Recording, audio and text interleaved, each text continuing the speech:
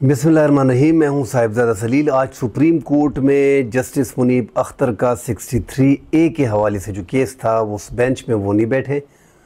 उन्होंने एक लेटर लिखा, उस तफसील में आते हैं। मगर जो पाकिस्तान में हो रहा है, जो 63 का इशू जो है, नज़रसानी जो है, उस पर काजी फ़ाइज़ ईसा क्यों ज़ोर दे रहे हैं और हर हाल में 63A को, उसकी नज़रसानी केस को लगाने की क्यों इतनी जल्दी कर रहे हैं। पूरे पाकिस्तान को पता है कि इस टाइम पे हुकूमत को, सारी नज़रें हुकूमत की जो हैं वो 63A की केस पे हैं।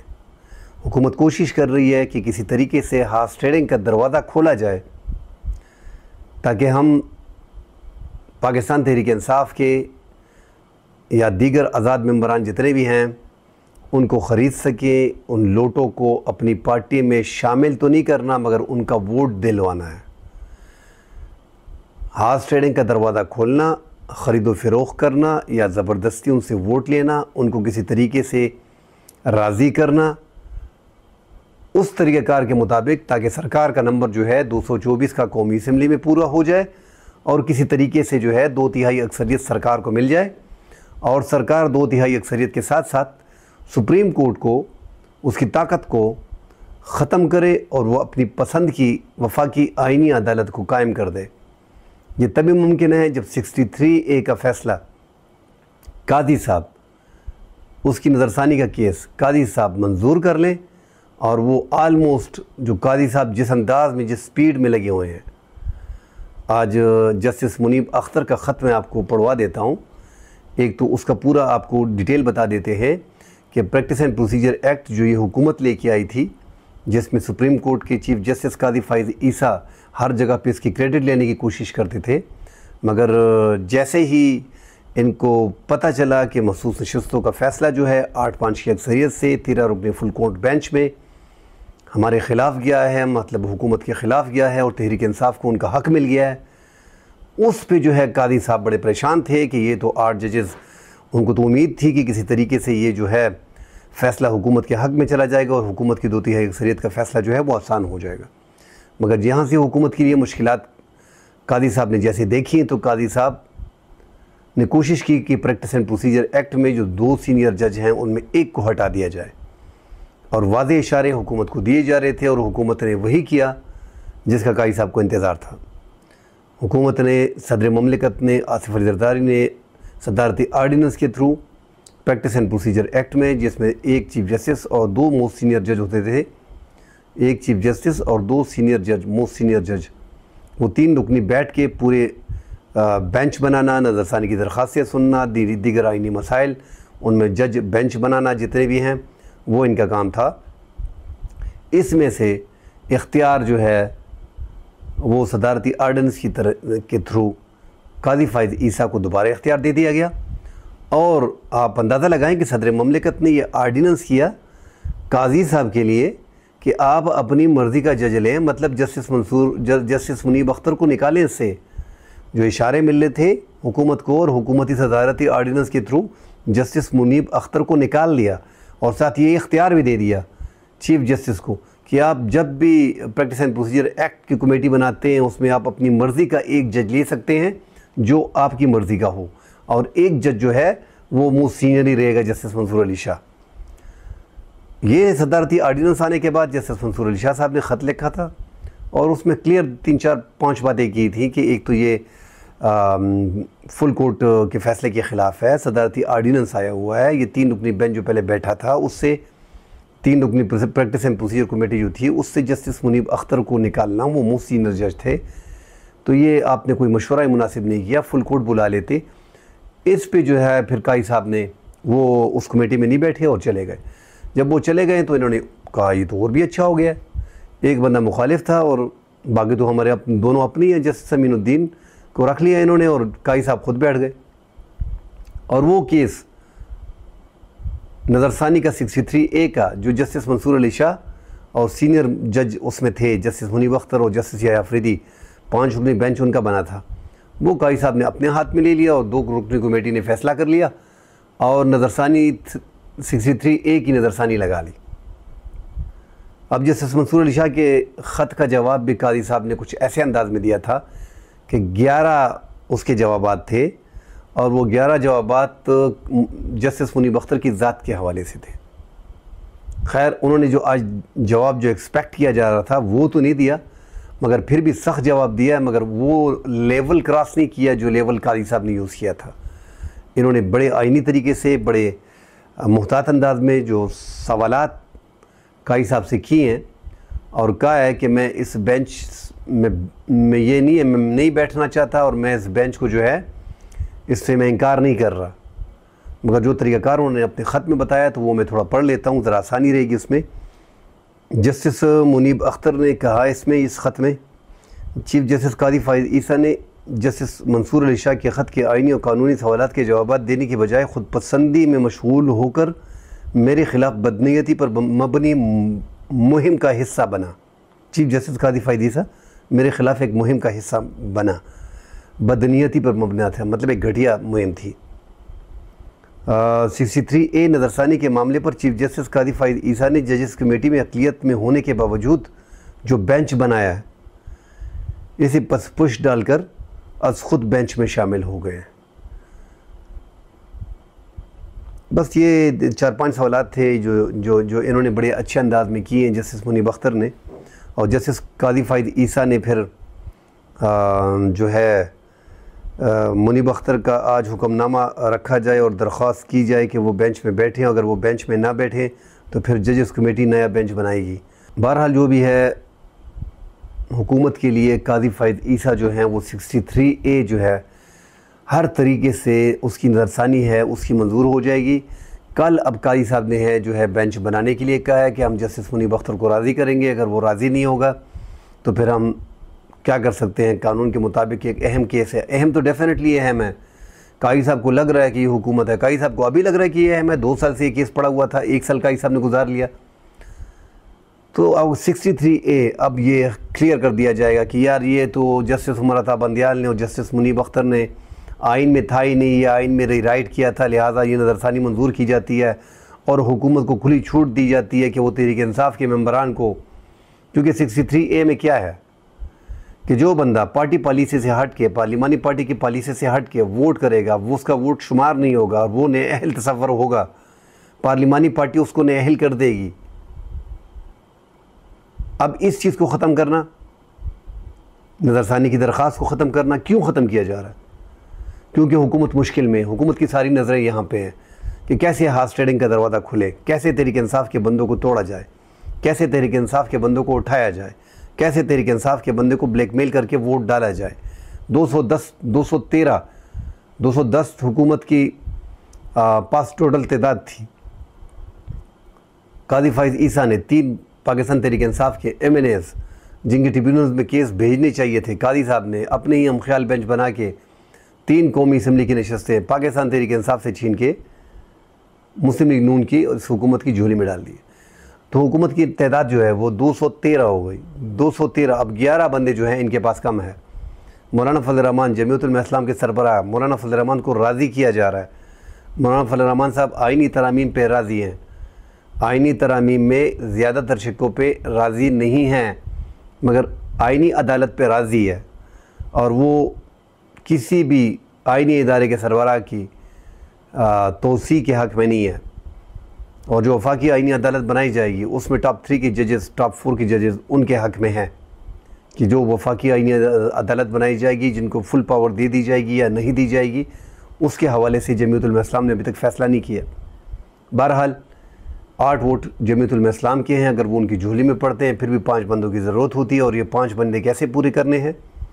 ये 5 बंदे कादी साहब ने पूरे करके देने हैं। 63A को उड़ाना है, उसकी नज़रसानी को कबूल करना है और हुकूमत को एक शफाफ रास्ता दिखाना है कि ये लो, ये शफाफ रास्ता है। अब हार्स ट्रेडिंग करते हो, किसको उठाते हो, किसको ख़रीदते हो, वो अभी आपकी ज़िम्मेदारी है। मैंने रास्ता खोल दिया है।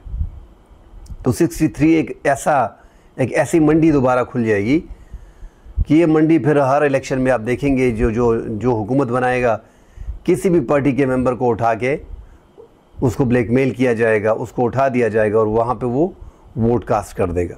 पाकिस्तान तहरीक इंसाफ ने अपने बंदों को वाज़ेह हिदायत दी है और ये लग भी रहा है कि पाकिस्तान तहरीक इंसाफ के बंदों को तोड़ना इतना आसान है नहीं। क्योंकि वो डट के खड़े हैं इस टाइम पे इमरान खान के साथ, और उनको अपनी औकात मालूम है कि इस टाइम पे अगर हम सख्ती में चले गए, क्योंकि हमने देखा है इलेक्शन में क्या हुआ है। 8 फरवरी के इलेक्शन में कोई लीडर नहीं था, कोई जलसा नहीं था, कोई पोस्टर नहीं था, कोई निशान नहीं था, सिर्फ तस्वीर पीछे इमरान खान की थी, वो जीत गए। खंभों को खड़ा किया गया था, खंभे जीत गए, बड़े बड़े लीडरों को हरा के सिर्फ खंभे जीत गए। तो ये एक ऐसे इलेक्शन जो हुआ, और फिर उस इलेक्शन का जो सत्यानाश किया गया 9 फरवरी को, 8 फरवरी को लग रहा था कि पाकिस्तान तहरीक इंसाफ 2/3 अक्सरियत से जीत रही है। रात के 12-1 बजे तक जो 30,000, 20,000, 40,000 की लीड से जीत रहे थे, 9 फरवरी को वही लोग जो है वो 20-30 हज़ार की लीड से हार गए। 180-190 सीटें पाकिस्तान तहरीक इंसाफ की लग रही थी कि 2/3 अक्सरियत आसानी से हासिल कर लेंगे और हुकूमत बनाने की पोजीशन में आ जाएंगे। मगर हमने 9 फरवरी को देखा कि हुकूमत जो है वो पाकिस्तान मुस्लिम लीग नून की बन गई, जिनकी सीटें मुश्किल से 20 नहीं बन रही थी, मुबैना तौर पे 20 सीटें नहीं बन रही थी। मगर 8 फरवरी को इनको बता दिया गया था कि ये लो आपकी औकात, 19-20 सीटें या 17 सीटें आप जीत गई हैं। आप रात को घरों को खफा चले गए थे, आप लोगों ने जश्न नहीं मनाया, मगर फ़िक्र ना करें, मगर अपनी औकात नहीं भूलना आप लोगों ने। ये लो 9 फरवरी को हम आपको जीता हुआ डिक्लेयर कर देंगे, आप हुकूमत में रहोगे बेशक, मगर आपको आपकी औकात दिखानी थी। शीशे में आपकी शक्ल आपने अपनी देख ली, हुकूमत आपको दे दी गई है, समझ गए हो, बस ठीक है। अब ये आईनी तरामीम जो है, इसमें भी इनके लिए जो है मजबूरी बहुत ज़्यादा है और ज़रूरी भी है। अब मजबूरी जो है वो बहुत ज़्यादा है और ज़रूरी जो है वो भी है। ज़रूरी इसलिए है कि जितने भी इनकी केसेस है, कोई 1 केस 2 केस तो नहीं है। 84 कौमी असम्बली के मेंबरान जो है वो सिर्फ पंजाब में हैं, जो तहरीक इंसाफ क्लेम कर रही है, जिसकी ट्रिब्यूनल्स में केसेस हैं, जो जीते हुए हैं, जिनके पास फॉर्म 45 हैं। और ये जीतने का वर्ड मुबैना बोल दूंगा, मुबैना तौर पे जीते हुए हैं। मुस्लिम लीग नून के अरकान मुबैना तौर पे जीते हुए हैं, क्योंकि पाकिस्तान तहरीक इंसाफ के पास जो फॉर्म 45 है वो दीगर सियासी जमातें जो इलेक्शन में खड़ी थी उनके पास भी सेम है। सिर्फ अगर फॉर्म 45 किसी के पास सेम नहीं है तो वो मुस्लिम लीग नून है, उसके बावजूद वो हुकूमत में बैठी है। 84 कौमी असम्बली के मेंबरान, 16 कौमी असम्बली के कराची के मेंबरान, 7 पाकिस्तान पीपल्स पार्टी के पंजाब से मेंबरान, ये जो है धांधली ज़्यादा, ये 100 से ज़्यादा हो गए। अब 100 से ज़्यादा मेंबरान जिसके कौमी असम्बली में, जिसके ट्रिब्यूनल्स के केसेस चल रहे हो, वो लोग जो हैं कोशिश कर रहे हैं कि आईनी तरामीम, वो भी 54 तरामीम लेके आएँ। भाई पहले अपने केसेस जो आप पे ट्रिब्यूनल्स के केसेस हैं कि आप कौमी असम्बली के इलेक्टेड मेंबर नहीं हो, आप पे ये एतराज़ है और आप पे केस है इलेक्शन ट्रिब्यूनल्स में, आप वहाँ से पहले क्लियर हो जाओ तो आप अहल होगे कि ये आईनी तरामीम कर सको। कल मौलाना फजल रहमान साहब ने भी कहा है, इस पे हम 2-3-4 वीडियो कर भी चुके हैं, अपनी व्लॉग्स में बता भी चुके हैं कि जिन 100 मेंबरान पे, 100 से ज़ायद मेंबरान पे ट्रिब्यूनल्स में मुख्तलिफ़ केसेस हों कि आपके भाई आप इलेक्टेड मेंबर नहीं हो, आवाम के नुमाइंदे नहीं हो, आपके पास फॉर्म 45 नहीं है, आपके ख़िलाफ़ इलेक्शन ट्रिब्यूनल्स में धांधली के केसेस हैं, तो जब 100 मेंबरान पे धांधली के केसेस हैं तो वो कैसे आईनी तरामीम कर सकते हैं, वो भी 54, और वो भी मुल्क की सबसे बड़ी अदालत को बनाने जा रहे हैं, सुप्रीम कोर्ट को नीचा कर रहे हैं और एक बड़ी अदालत पैरेलल कायम करना चाह रहे हैं। तो पहले ये 84 मेंबरान, ये 100 मेंबरान अपने आप को इलेक्शन ट्रिब्यूनल से क्लियर करा लें, क्योंकि रास्ते तो वैसे भी काई साहब ने इनको प्रोवाइड कर दिए। आज भी इलेक्शन ट्रिब्यूनल्स पंजाब की जो है उसकी रिक्वेस्ट कबूल हो गई है, और काई साहब ने परसों भी इलेक्शन कमीशन की जो दरख्वास्त थी उसको कबूल फरमाया था।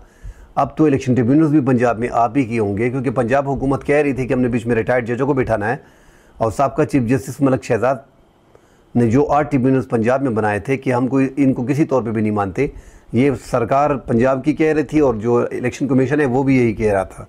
पंजाब की सरकार की और इलेक्शन कमीशन का मौक़िफ़ एक ही है, और ना ही इस्लामाबाद के ट्रिब्यूनल्स जस्टिस जहांगीरी की ट्रिब्यूनल्स को काम करने दिया गया, जिसमें 3 कौमी असम्बली के मेंबरान थे। तो ये बड़े सरकार को बड़ी प्रॉब्लम है। सरकार ने हर तौर पे, एक तो इमरान खान को ये अदालतें सज़ा नहीं दे पा रही, केसेस इतने मजबूत है नहीं, इमरान खान को सज़ा मिल नहीं रही, ये हुकूमत आगे चलानी भी है किसी भी तौर पे, क्योंकि इस हुकूमत पे इस्टेब्लिशमेंट का हाथ है। इस्टेब्लिशमेंट नहीं चाहती कि ये हुकूमत गिरे, इस्टेब्लिशमेंट चाह रही है कि ये हुकूमत आगे जाए। 2 साल के लिए, 5 साल के लिए, 10 साल के लिए इनको बता दिया गया है कि आपकी हुकूमत कंटिन्यू रहेगी, ये सिलसिला जारी रहेगा। आपकी हुकूमत के रास्ते में जो भी रोड़े अटकाएगा उनको साइड पे कर दिया जाएगा।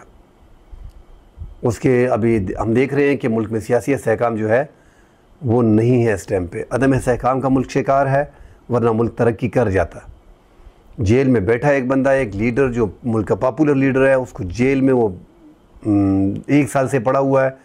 उनके ख़िलाफ़ जो बड़े केसेस थे उनमें उनकी ज़मानत हो गई है। 9 मई के मुकदमात में वो अभी तक जेलों में हैं। तो शाखाना 2 में और अलकायदा ट्रस्ट केस में वैसे ही उसको रोका हुआ है, वरना नेब की जो तरामीम हुई हैं उसके मुताबिक ये केसेस जो हैं ख़त्म है। मगर चूँकि उसको जेल में रखना ज़रूरी है, इसलिए वफाकी आईनी अदालत बनाना हुकूमत के लिए मजबूरी भी है और ज़रूरी भी है। क्योंकि अगर ट्रायल इमरान ख़ान का आर्मी एक्ट के तहत वहाँ पे होता है, आर्मी कोर्ट्स में होता है, तो वो भी हुकूमत करने की मूड में है। मगर वो बेहतर इसको समझते हैं कि वो वफाकी आईनी अदालत बनाएं, उसके थ्रू फिर फैसले हों तो फिर ठीक है।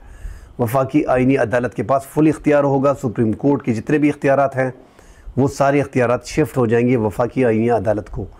वफाकी आईनी अदालत का चीफ जस्टिस कादी फ़ाइज़ ईसा को रखने का प्रोग्राम जारी है, क्योंकि ये सारे 63A उनके लिए हटाया जा रहा है। कादी साहब के जाने में 25-26 दिन हैं, 17-18 उनके वर्किंग डेज़ हैं। उसके बावजूद वो लगे हुए हैं कि 63A की नज़रसानी का केस वो उसकी नज़रसानी को देखें और उसको फौरी तौर पे नज़रसानी को मंजूर करें।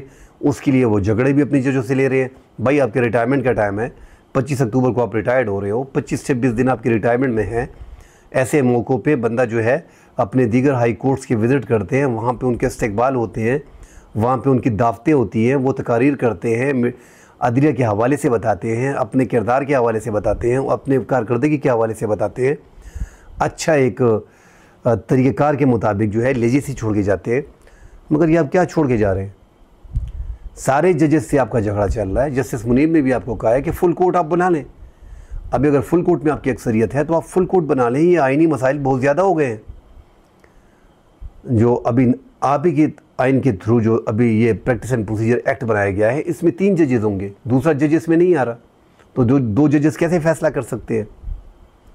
लिहाजा फुल कोर्ट को बनाया जाए और ये 63A का जो हाफ ट्रेडिंग का रास्ता ओपन किया जा रहा है, ये केस भी जो है ये फुल कोर्ट को डिसाइड करने दें। जस्टिस मुनीब अख्तर इस बारे में बिल्कुल ठीक बोल रहे हैं। तो ये जो एक मंडी लगाने की कोशिश की जा रही है, एक पार्टी को साइड पे दीवार के साथ लगाने की कोशिश की जा रही है, वही हरबा जो है वो सुप्रीम कोर्ट की जजेस के साथ किया जा रहा है। क्योंकि जब आप वफाकी आईनी अदालत बना लेंगे, उसके सरबराह को कौन लेगा? वज़ीर आज़म लेगा। वज़ीर आज़म क्या करेगा? नवाज शरीफ से मशवरा करेगा, मरीम नवाज से मशवरा करेगा। तो भाई जज सियासी हो गया ना। जब आप 175A को जो तरीक़ाकार है कि मोस्ट सीनियर जज सुप्रीम कोर्ट की चीफ जस्टिस के बाद डायरेक्टली सदर मुमलिकत उसकी तयनाती का ऐलान करेंगे 175A के तहत, आप उसको उड़ा रहे हो। आप बोले हो नहीं अभी पावर जो है वो वज़ीर आज़म के पास होगी। भाई जब आपने वज़ीर आज़म के पास पावर रख ली तो वो जज तो सियासी हो गया है। अब जितने भी 7 जजेस आएंगे वो सारे सियासी होंगे। जो वफाकी आईनी अदालत में चीफ जस्टिस के अलावा 7 जजेस बैठेंगे। आप बोलेंगे जुडिशल कमीशन कमेटी बैठेगी, उसमें अपोजिशन के भी 2 बंदे डाल लेंगे, 2 बंदे गवर्नमेंट के होंगे। भाई 2 बंदे तो ऑलरेडी उसमें गवर्नमेंट के हैं, उसमें तो वैसे भी आपकी अक्सरियत है। अपोजिशन के 2 बंदे डालने से क्या फ़र्क पड़ता है? वज़ीर कानून आपका है, अटार्नी जनरल आपका है, जो एक्स जज है, बीच जस्टिस है वो आपका है, पाकिस्तान बार काउंसिल मेंबर जो है वो आपका है। तो और आपको क्या चाहिए? तो ये हुकूमत जो है हर चीज़ में कोशिश कर रही है कि किसी तरीके से जो उनका प्लान है उसको कामयाब किया जाए, वो सक्सेस हो। 2/3 अक्सरियत के लिए इन्होंने पाकिस्तान तहरीक इंसाफ की जो मखसूस नशिस्तें हैं 23, उस पर भी नज़र रखी हुई है। अगर 63A में कोई गड़बड़ होती है, बज़ाहिर तो चीफ जस्टिस कादी फ़ाइज़ ईसा ख़ुद इसलिए बेंच में बैठे हैं, उसकी सरबराही ख़ुद कर रहे हैं कि यार वो मखसूस नशिस्तों वाला मसला ना बन जाए, जस्टिस मंसूर अली शाह वो काम ना कर दे। जो मखसूस नशिस्तों वाले केस में उनको सरबराही दी थी 6 मई को, और उन्होंने पेशावर हाई कोर्ट का और इलेक्शन कमीशन का फ़ैसला जो है उसको उस पर स्टे दी थी, वो मुअत्तल कर दिया था, वो मसला ना बन जाए। इसलिए ख़ुद ही बड़े आराम से बड़ी तरीके से उसको लेके जा रहे।